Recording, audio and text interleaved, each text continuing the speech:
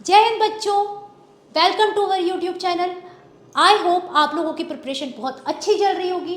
तो आज हम यहाँ पर डिस्कशन करेंगे कि हम कैसे जीएस के सब्जेक्ट को याद रखें। नॉट ओनली जीएस, हम सभी सब्जेक्ट को कैसे याद रख सकते हैं। तो देखिए बच्चा, अगर आपको चीज़ों को याद रखना है ना, तो आपको लर्निंग के 3 लॉज को जानना बहुत ज़्यादा इम्पॉर्टेंट है। और वो 3 लॉ क्या है? सबसे पहला लॉ है लॉ ऑफ रेडीनेस। बच्चा देखो, अगर ना आप पढ़ने के लिए मेंटली प्रिपेयर नहीं हो ना, तो फिर वो लर्निंग बेकार है। लॉ ऑफ रेडीनेस क्या कहता है कि आपको पढ़ने के लिए मेंटली प्रिपेयर होना जरूरी है। अब मेंटली प्रिपेयर होना कैसे? आपको पता है, जब आप जीएस पढ़ रहे हैं, जीएस में एक सब्जेक्ट आएगा हिस्ट्री।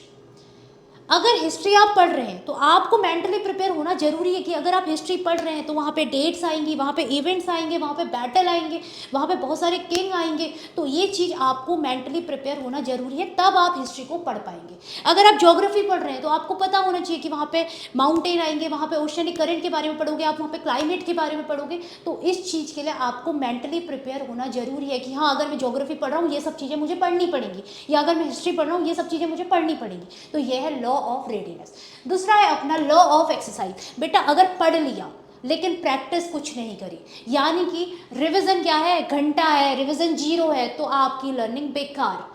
अगर आपको लर्निंग को प्रॉपर रखना है तो उसके लिए लॉ ऑफ एक्सरसाइज यानी रिवीजन बहुत ज़्यादा जरूरी है। और रिवीजन का रूल क्या होना चाहिए? अगर आप किसी भी चीज़ को आज पढ़ते हैं फर्स्ट डे, देन उस चीज़ को रिवाइज करिए हर थर्ड डे में, देन 7 डे, देन 7 के मल्टीपल, 1 महीने में आपके दिमाग में वो चीज़ें छप जाएंगी। Third thing is that law of effect. Learning कर ली, प्रैक्टिस भी कर ली, लेकिन उसका इफेक्ट देखने को नहीं मिल रहा है, यानी कि वो इफेक्ट आपके बिहेवियर में आया ही नहीं, क्वेश्चन आपसे सॉल्व ही नहीं हो रहे हैं। तो इसका मतलब क्या है? You need to change your strategy. बच्चा देखो, अगर आपने पढ़ लिया, बहुत सारा पढ़ लिया, लेकिन क्वेश्चन नहीं लग रहे, तो इसका मतलब क्या है कि स्ट्रैटेजी को चेंज करने का समय आ चुका है। वेट मत करिए, चेंज करिए स्ट्रैटेजी को। तो ये है लॉ ऑफ इफेक्ट। जब वो आपके बिहेवियर में दिखना शुरू हो जाए तो समझिए कि लर्निंग आपकी हुई है। तो ये तो थे हमारे लॉ ऑफ लर्निंग। उसके बाद हम बात करेंगे कि बेसिकली रूल्स क्या होने चाहिए किसी भी चीज़ को लर्न करने के। तो देखिए, फर्स्ट रूल है आपका यूज़ करना अपने ज़्यादा से ज़्यादा सेंस ऑर्गन्स का।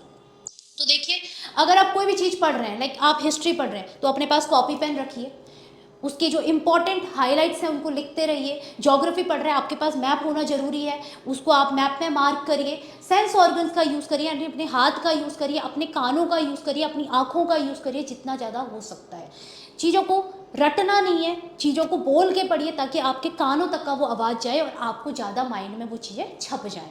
दूसरा, लॉ ऑफ विजुअलाइजेशन। विजुअलाइजेशन, चीज़ों को विजुअलाइज करके याद करना। जैसे एग्जाम्पल के लिए history is all about story. तो हिस्ट्री को आपने किस फॉर्मेट में याद करना है? हिस्टोरी के फॉर्मेट में याद करना है।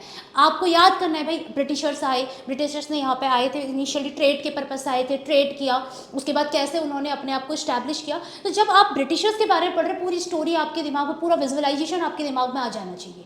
तो ये होता है पावर ऑफ विजुअलाइजेशन। दूसरा, अगर आप ज्योग्राफी पढ़ रहे हैं तो ज्योग्राफी में आपने क्या पढ़ा? करेंट्स के बारे में पढ़ा, तो आपके बिल्कुल विजुअलाइज हो जाना चाहिए। अच्छा, ये करंट यहाँ से आई, ये करंट यहाँ से आई, यहाँ पे ये दोनों करंट आके मिली। तो ये क्या है? आपका लॉ ऑफ विजुअलाइजेशन, कि कितना आप चीज़ों को विजुअलाइज कर रहे हैं।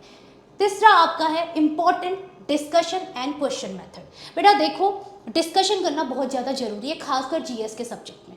डिस्कशन करिए, अगर आप कोई चीज़ पढ़ रहे हैं ना, अपने दोस्तों के साथ डिस्कशन करिए, अपने पेरेंट्स के साथ डिस्कशन करिए, उनको बताइए अच्छा ऐसा होता है, ऐसा हुआ था, अच्छा ये चीज़ हो रही है तो ऐसे हो रही है। तो वो चीज़ बहुत ज़्यादा जरूरी है। तीसरा, अपने आप से क्वेश्चन पूछना, कि अगर आपने कोई टॉपिक पढ़ा तो आप उसमें अपने आप से क्वेश्चन पूछिए कि क्या इससे यूपीएससी कौन सा क्वेश्चन पूछ सकता है, यहाँ पर क्या इंपॉर्टेंट है, इससे क्या क्वेश्चन बन सकता है। तो वो क्या है? आपका क्वेश्चन मेथड का यूज़ करना, ज़्यादा से ज़्यादा क्वेश्चन मेथड का यूज़ करिए। Fourth thing is that consistency. बेटा देखो ना, अगर कंसिस्टेंसी नहीं है लर्निंग के लिए तो आपकी लर्निंग 0 है। कंसिस्टेंसी मतलब क्या है? कि आपने डिसाइड किया कि मैं आज 4 घंटा पढ़ूंगा, तो आप 4 घंटा पढ़िए, 4 घंटे की आपकी कंसिस्टेंसी होनी चाहिए। पता चल रहा है 5 मिनट पढ़ा, देन मोबाइल में लग गए, वो कंसिस्टेंसी खत्म।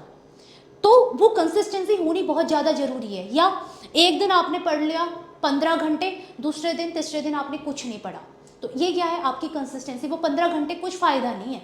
4 घंटे पढ़िए, आज आपने 4 घंटा पढ़िया, लेकिन कल भी आप 4 घंटे पढ़िए, परसों भी आप 4 घंटा पढ़िए, तो वो है आपकी कंसिस्टेंसी। तो कंसिस्टेंसी बहुत ज़्यादा इंपॉर्टेंट है लर्निंग के लिए। तो सभी सब्जेक्ट्स में अगर आप कंसिस्टेंसी के साथ पढ़ेंगे तो वो चीज़ें आपको ज़्यादा जो है रिमेंबर रहेंगी, ज़्यादा देर तक याद रहेंगी। तो आपके लिए सबसे इम्पॉर्टेंट क्या है? इम्पॉर्टेंट है ज़्यादा से ज़्यादा विजुअलाइजेशन करना चीज़ों का, लॉ ऑफ एक्सरसाइज का यूज़ करना, यानी कि ज़्यादा से ज़्यादा रिविज़न करना, प्रैक्टिस करना।